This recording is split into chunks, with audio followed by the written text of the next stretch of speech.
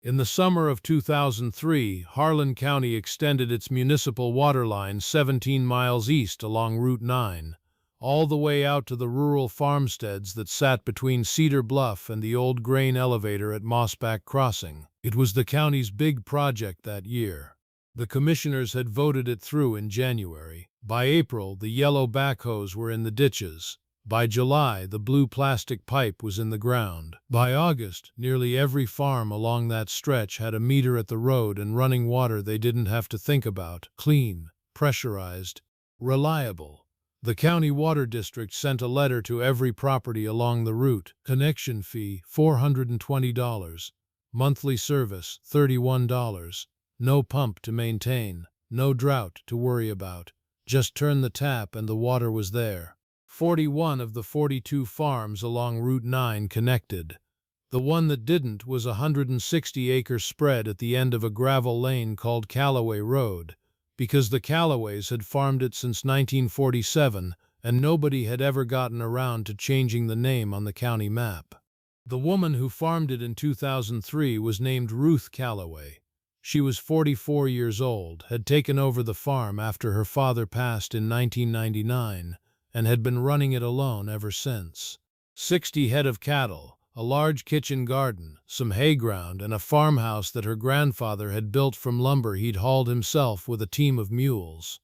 Ruth didn't connect to the county line. Instead, in the fall of 2003, she hired a well driller named Harvey Bossert, a quiet man from the next county over who drove a rusted blue rig and charged $60 a foot. Ruth had him drill to 82 feet, into a sandstone formation that sat above the deeper bedrock aquifer, a layer her father had told her about years before.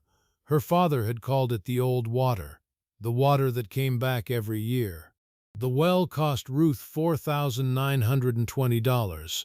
She paid cash. She put a submersible pump in it, connected it to a pressure tank in the cellar, and ran a line to the stock tanks in the pasture. The whole system cost her right at $6,000 when it was done. The neighbors found out within a week. This is farm country. People find out. Now let me tell you about a man named Dale Whitmer, because Dale is important to this story the way certain people are always important to these kinds of stories. Dale farmed 320 acres directly across Route 9 from Ruth's gravel lane.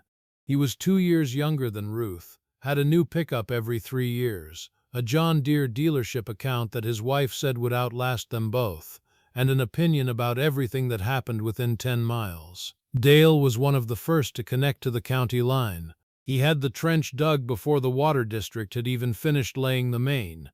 He told anyone who'd listen that the county water was the best thing to happen to Route 9 since the road got paved. When he heard Ruth had drilled a well instead of connecting, he was standing at the parts counter at Mossback Farm Supply. 3 other men were there. Dale shook his head the way men shake their heads at things they find both foolish and entertaining. Ruth Calloway drilled a well, he said. Private well. Hired old Harva Bossert to come out and punch a hole in the ground. Spent $5,000–6,000. The man behind the counter, whose name was Philip and who had worked there 22 years, raised his eyebrows. County line runs right past her gate. Right past her gate, Dale said. $420 connection fee, $31 a month. Instead, she drills a private well for $6,000. How long until she breaks even on that? Philip asked. Dale did the math out loud. At $31 a month, she'd break even in about 16 years, so 2019. If nothing goes wrong with the pump, if the well doesn't go dry, if she doesn't have to replace anything. He paused for effect. Of course she'll have to replace something. The men at the counter laughed. It was the comfortable laughter of people who believed they made the right decision. That conversation at the parts counter was the first joke. It was not the last. Over the next several years, Ruth Calloway became a kind of standing punchline along Route 9. Not cruel. Farm country humor rarely means to be cruel, but consistent. The well came up the way certain things always come up when a community has decided something is funny. Let us know in the comments where in the world you are watching this video from. If you enjoyed this video, please give it a like and stay with us, and don't forget to subscribe to our channel so you don't miss our next video. At the Route 9 4th of July potluck, when the well pump on a neighboring farm made a noise, better call Ruth, she knows wells. At the co-op in October, when someone mentioned water bills, not Ruth. Ruth doesn't have a water bill. Ruth has a $6,000 hole in the ground. At the Extension Office meeting in the spring of 2007, when the county engineer talked about water infrastructure, we've got near-perfect service out on Route 9, only holdouts old Calloway's daughter. She's got her own private system. Polite laughter. Ruth wasn't at the meeting. The joke had layers that the people laughing didn't notice because they weren't looking for them. The first layer was that Ruth had spent too much. The second layer was that Ruth was a woman who thought she knew better. In 2003, in a rural county, those two layers together made a punchline that could sustain itself for years without much effort. Ruth heard most of it. Farm country is not large. She heard the joke at the co-op, and she heard it at church, and she heard it secondhand from people who repeated it with the apologetic half-smile people use when they're telling you something they think you should know. She didn't respond to it, not once. She went home and fed her cattle and pumped her well and grew her garden and ran her farm the way her father had run it, quietly, methodically, without owing anything to anyone she didn't choose to owe it to. Her well produced 22 gallons per minute, steady, cold, clean.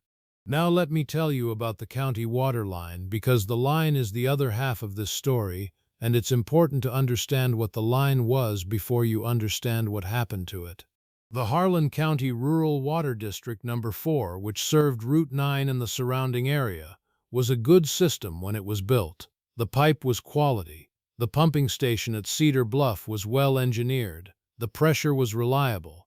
For the first several years, the people who connected to it had no complaints worth mentioning. The water came from two sources: a shallow reservoir that the county had dammed in 1978, and a pair of municipal wells that supplemented the reservoir during dry months. The reservoir was fed by Mossback Creek, which drained a watershed of about 60 square miles of farmland and timber ground in the hills north of Cedar Bluff. In a normal year, the creek ran well. In a dry year, it slowed.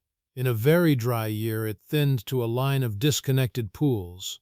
But a very dry year had not happened since 1988, and nobody in 2003 was building infrastructure for 1988. The line served 41 farms, a total of roughly 910 acres of farmland, 240 head of cattle combined, 11 private residences, and a small egg operation that had gone in on Route 9 East in 2006. The monthly billings went out. The water came through. Nobody thought much about it. Between 2003 and 2015, Ruth's well was the punchline. Between 2015 and 2018, the punchline started to get quieter. Not because people thought Ruth was right, but because the novelty had worn off. 18 years is a long time to repeat the same joke. The water still ran. Ruth still didn't have a county bill. Life went on. In 2016, the County Water District sent a notice to all customers on Route 9. The notice said the district was planning to replace the aging pumping station at Cedar Bluff. The original pumps were from 1978. Parts were getting hard to find. The project would cost $280,000.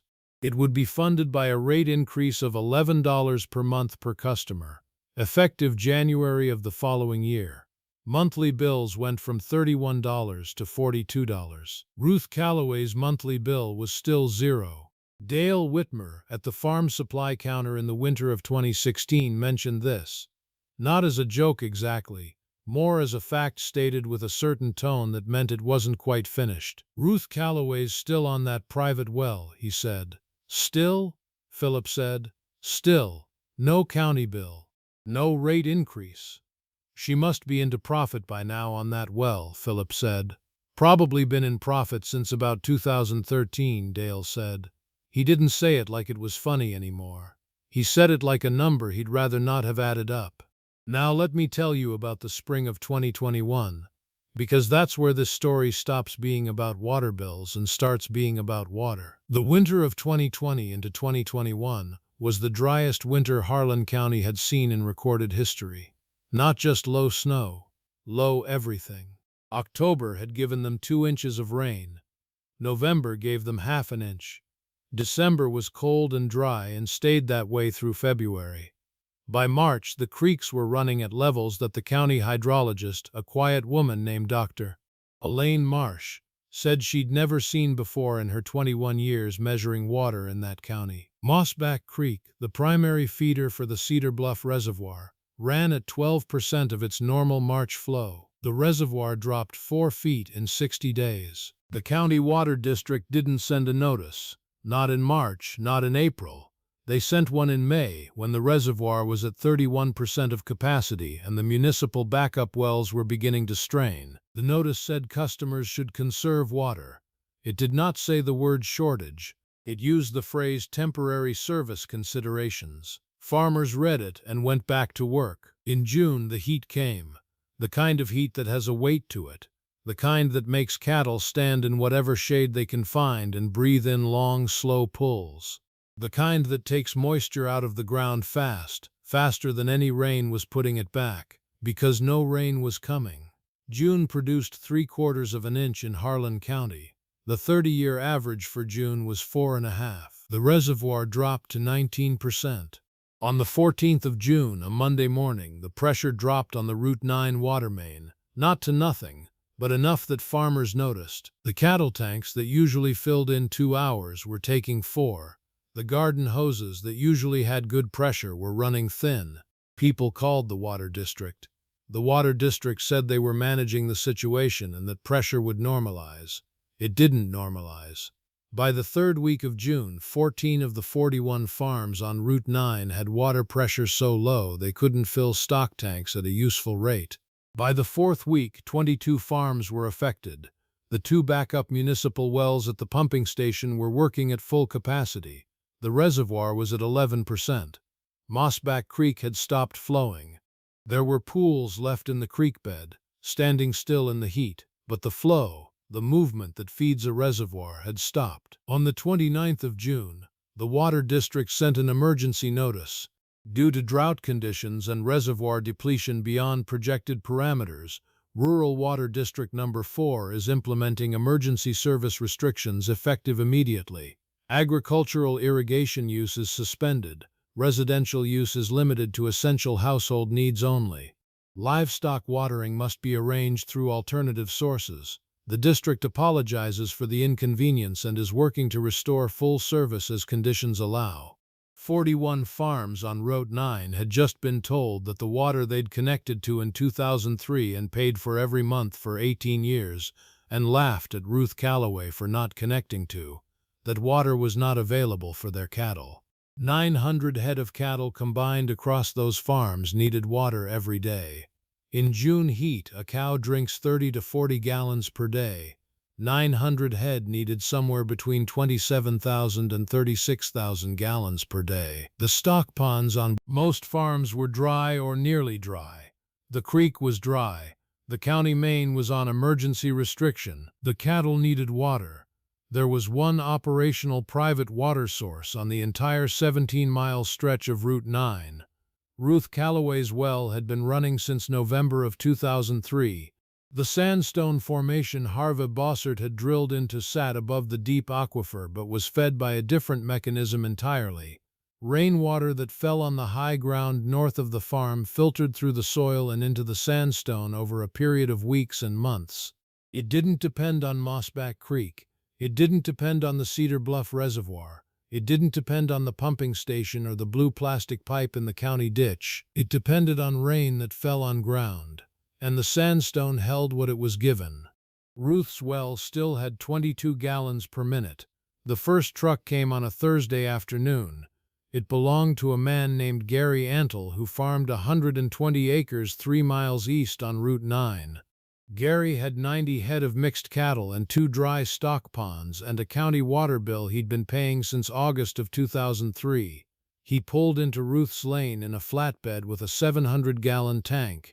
He got out of the truck and stood in the lane and looked at Ruth's farmhouse and looked at the wellhead visible beside the barn, and he held his cap in his hands the way men hold their caps when they are about to say something that costs them something. Ruth came out of the barn. She'd been there since 5 in the morning. She had grease on her forearm and a wrench in her hand and the look of a woman who has worked every day of her adult life and intends to keep doing so. "Gary," she said. "Ruth," he said. He didn't say anything else for a moment. Then he said, "My cattle need water." Ruth looked at him. She looked at the tank on his flatbed. She looked at her well. She said, "How many head?" 90. She nodded. "Pull around to the south side of the barn.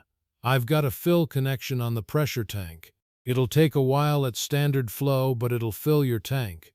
Gary pulled around. Ruth connected a hose. The well pump ran. The water came. Let us know in the comments where in the world you are watching this video from.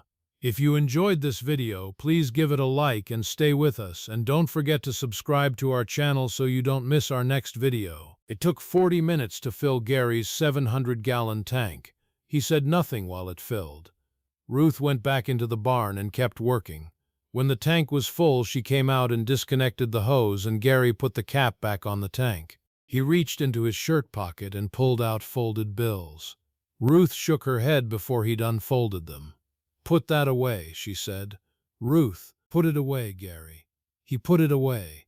He looked at the well. He looked at Ruth. "I've been hearing jokes about this well for 18 years, he said. "I know. They weren't kind jokes." "No," Ruth said. "They weren't.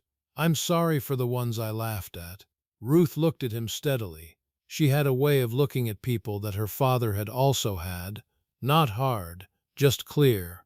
The way you look when you're not performing anything and you're not hiding anything and you're just seeing the situation as it is. "You've got 90 head that need water tomorrow too," she said. "Come back in the morning. Same time if you can. I'll have the connection ready." Gary nodded. He drove out. He was back the next morning, and he had told 2 neighbors the night before, and those 2 neighbors each told 1 more, and by Friday afternoon there were 6 trucks in Ruth's lane. By the following Monday there were 11.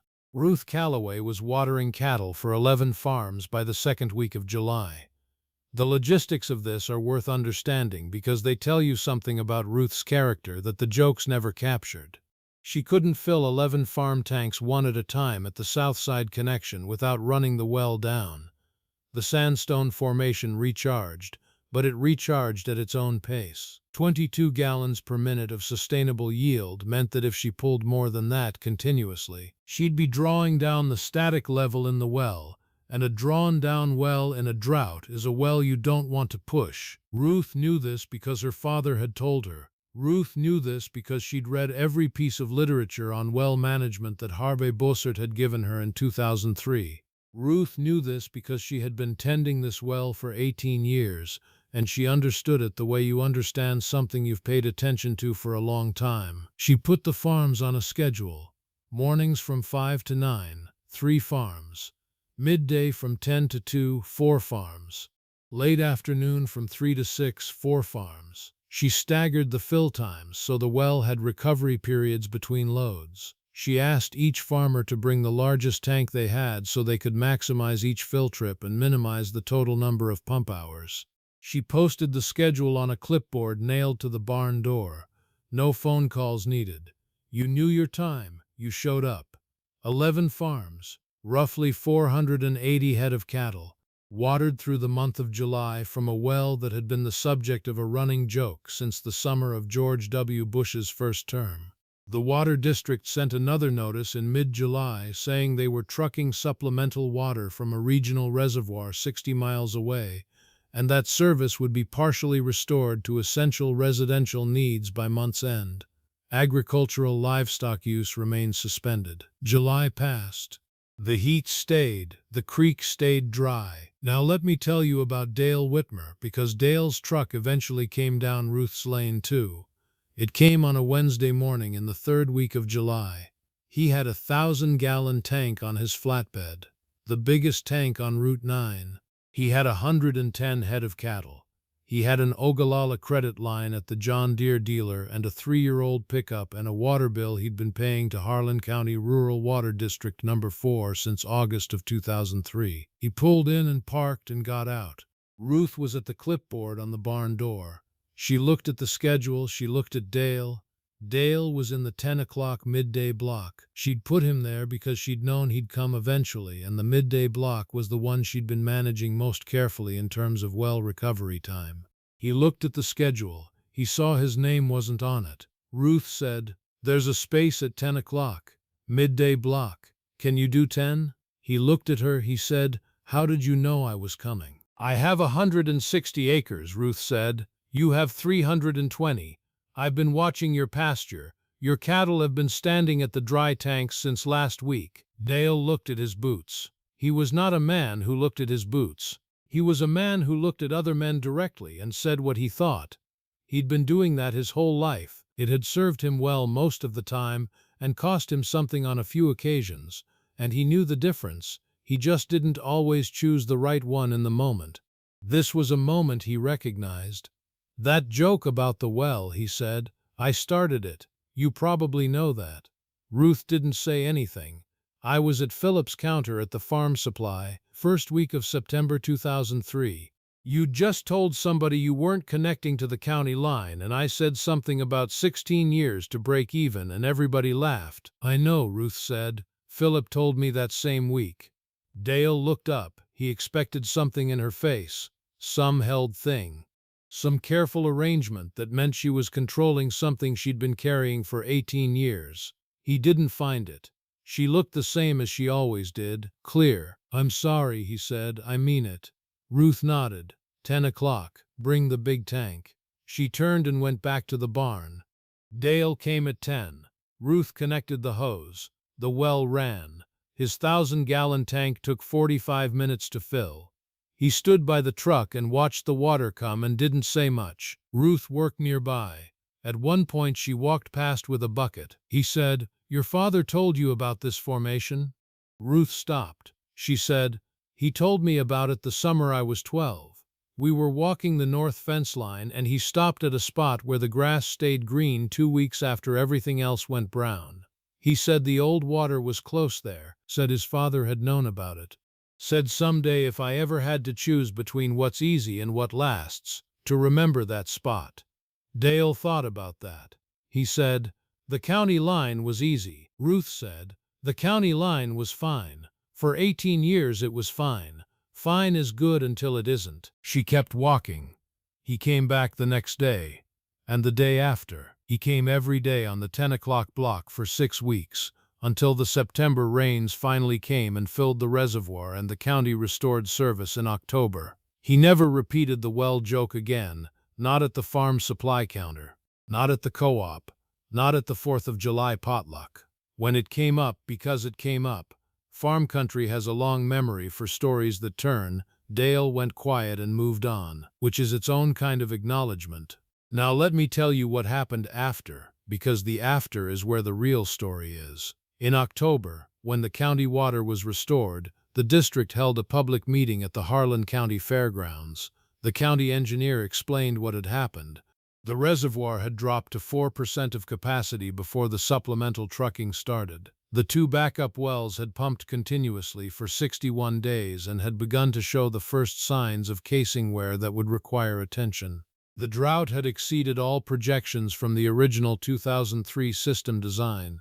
41 farms had been without agricultural water service for approximately 70 days. At the end of the meeting, a farmer named Carol Stinson, who ran the egg operation on Route 9 East, raised her hand. She asked the engineer, "What's the plan if this happens again?" The engineer said they were evaluating options, increasing reservoir capacity, additional backup wells, interconnects with neighboring districts. Carol Stinson said, Ruth Calloway had water the whole time. There was quiet in the room. Carol said, "Ruth's private well never went down, not one day. I know because I drove past her farm every day in July and her cattle were at the tank and the tank was full. My cattle were hauling water from 60 miles away and Ruth's were drinking from her own well like it was any other summer." The county engineer said, "Private wells are subject to different conditions than municipal systems." Carol said, "The condition Ruth's well was subject to was that it worked, more quiet." Now let me tell you about Dr. Elaine Marsh, the county hydrologist, because she came to see Ruth in November.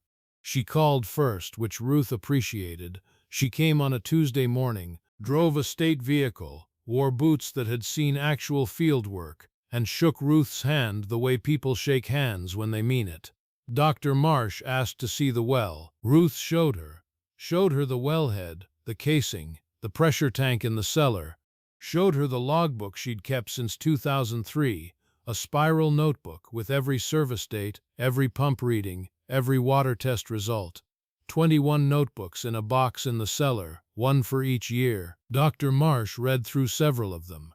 She didn't say anything for a long time. Then she said, "Mr. Bosser drilled into the upper sandstone formation." Ruth said, "He did.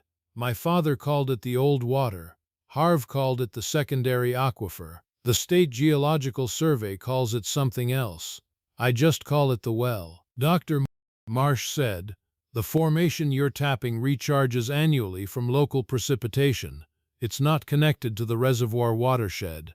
It's not connected to Mossback Creek. It operates on an entirely different hydrological cycle than the municipal source." Ruth said, "That's what Harvey told me in 2003. Dr. Marsh said, "How many other farms on Route 9 know about this formation?" Ruth said, "None that drilled into it. The county line came through before most people thought about alternatives. When you've got water at the road for $4.20 and $31 a month, you don't go looking." Dr. Marsh said, "In this summer's drought, the municipal system failed for agricultural use for 70 days. Your well never interrupted service." Ruth said, "No." Dr. Marsh said, "I'd like to do some test borings on the properties that approached you for water this summer. With the landowner's permission, I want to map how far this formation extends under Route 9. Ruth said she thought that was a good idea. Dr. Marsh published a report the following spring. The secondary sandstone aquifer, which her report designated as the Mossback Upper Formation, extended under approximately 42 square miles along the Route 9 corridor, average depth 70 to 90 feet, average sustainable yield per well 18 to 25 gallons per minute. Recharge mechanism, local precipitation, estimated recharge time after drawdown 4 to 8 weeks. The formation was entirely independent of Mossback Creek and the Cedar Bluff Reservoir. Let us know in the comments where in the world you are watching this video from. If you enjoyed this video, please give it a like and stay with us, and don't forget to subscribe to our channel so you don't miss our next video. The report noted that one private well tapping the formation had been in continuous operation since 2003, had maintained consistent yield and water quality through 4 drought events including the severe 2021 drought, and had supplied emergency livestock water to 11 farms representing approximately 480 head of cattle during the period of municipal system failure. The report recommended that the County Water District commission feasibility studies for supplemental wells drawing from the Mossback Upper Formation as a drought resilience measure for the Route 9 system. The report did not note that the owner of that private well had been the subject of an 18-year joke at the farm supply counter. Reports don't measure jokes. But Ruth knew. And Dr. Marsh knew. Because Ruth had told her over coffee at the kitchen table, in the same quiet way that Ruth told everything. Not as a complaint, as a fact. "They called it a waste of money," Ruth said. "They said I'd break even in 2019. Which I did, by the way. Paid off in full by October of 2019 when you count the rate increases." Dr. Marsh said, "What made you do it?" "In 2003, when the county line was right there." Ruth thought about it. She looked out the kitchen window at the wellhead visible by the barn. She said, "My father told me something when I was 12. He said the land will tell you what it knows if you're quiet enough to listen. The county line told me it was convenient. The land told me the old water was close. My father taught me to listen to the land over anything that came from outside it." She paused. She said the county water was never bad water. It served 41 farms for 18 years. It did what it was supposed to do until the conditions it wasn't designed for showed up. That's not the county's fault. That's just what happens when you build something for normal times and abnormal times come. Dr. Marsh asked, "Do you think other farms should have private backup wells?" Ruth said, "I think every farm on this road that can reach that formation should know it's there. What they do with that information is their own business. I'm not here to tell anybody what to do with their land." She looked out the window again. She said, "I was here to take care of mine. Now let me tell you about the fall of 2022, because that fall is the end of this story and also the beginning of something else." 7 farms on Route 9 drilled wells into the Mossback Upper Formation that fall, not hand-dug like Vernon Cohen's Dakota well, not punched in by hand like Alvin Ducker's Fieldstone shaft. Modern drilled wells, steel casing, submersible pumps, pressure tanks. Each well ran between $6,500 and $9,000. Each well produced between 16 and 24 gallons per minute. Ruth helped every one of them, not the drilling, that was contractors, but the planning, which spot on the property, which elevation, which soil profile suggested the formation was close. Ruth walked each farm with the landowners the way her father had walked her north fence line when she was 12. She showed them where the grass stayed green a week longer than the surrounding pasture. She explained what that meant about what was underneath. Gary Antle's farm had a formation contact at 78 feet. His well came in at 19 gallons per minute. Dale Whitmer drilled to 84 feet. His well came in at 23 gallons per minute. He called Ruth when it hit water. She was in the barn. He said, "It came in, Ruth." They hit the sandstone at 81 feet and it came in at 23 gallons. Ruth said, "Good, that's a good well." Dale said, "I should have done this in 2003. Ruth said, "You did it now." That was all she said about it. The county water district did eventually commission the feasibility study that Dr. Marsh recommended. The study came back positive. 2 formation wells drilled into the Mossback Upper Formation could provide 45 gallons per minute of drought-resilient supplemental supply to the Route 9 system, reducing the system's dependence on the Cedar Bluff Reservoir by approximately 30%. The district approved the project in the spring of 2023. The wells were drilled that summer. They came in as projected. At the groundbreaking ceremony, the county engineer gave a short speech. He talked about water resilience. He talked about hydrological diversity. He talked about the importance of understanding local formation geology. He did not mention Ruth Calloway. She wasn't at the ceremony. She'd had a fence to mend on the north end that morning, and a fence is a fence. But afterward, when the county newspaper ran a story about the new district wells, a reporter named Jessica Holford drove out to Calloway Road and knocked on the door. Ruth answered it. She had grease on her forearm again. She usually did. Jessica Holford said she was writing about the Route 9 Water Resilience Project. She said she'd heard that the district wells were based partly on Dr. Marsh's report, and that Dr. Marsh's report had been based partly on Ruth's private well. She asked if Ruth would talk to her. Ruth said, "Come in, I'll make coffee." Jessica asked Ruth how it felt to be vindicated after 18 years of people laughing at her choice. Ruth was quiet for a moment. She looked out the kitchen window. She could see the wellhead from where she sat. Same wellhead Harv Bossert had capped in November of 2003.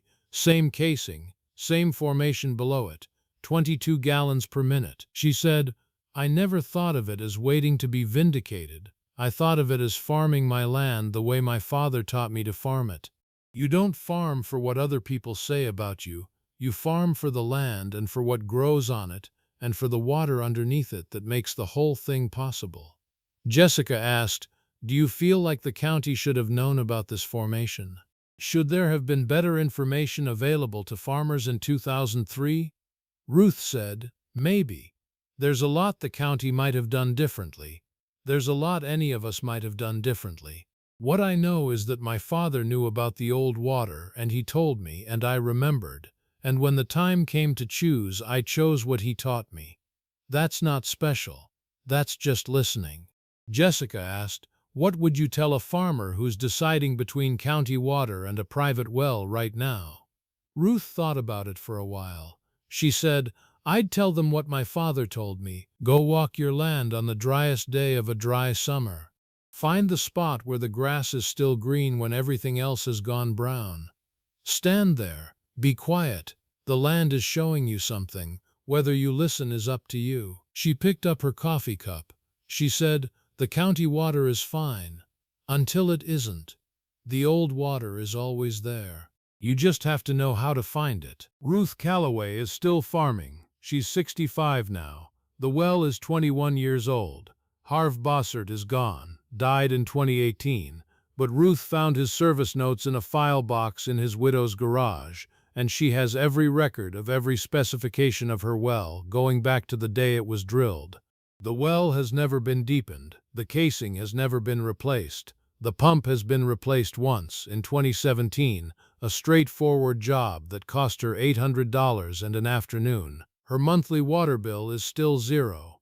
The formation it draws from recharged completely through the fall and winter rains of 2021 and has been at full capacity since spring of 2022. The county water district served Route 9 reliably for 18 years. It failed for 70 days in the summer of 2021 under conditions it was not designed for. It has since been improved with supplemental formation wells and is better for the experience. Ruth never laughed at the county line. She never said it was a mistake. She never said she was smarter than the 41 farms that connected. She made her own choice on her own land for her own reasons, and she kept that choice maintained, and she was ready when the conditions came that made it matter. That is a different thing from being right. It is a harder thing than being right. It is the thing that farm people used to call husbandry, the careful stewardship of what you've been given, the discipline to work with what the land offers instead of against it, the patience to make a decision that won't pay off for years and stay with it anyway because you understand something about the ground under your feet that can't be put in a brochure or calculated on a payment schedule. Ruth's father knew it. Ruth knows it. In 41 farms on Route 9, 8 of them now know it too. The well is still running. The joke stopped in the summer of 2021. The water didn't. That's the whole story.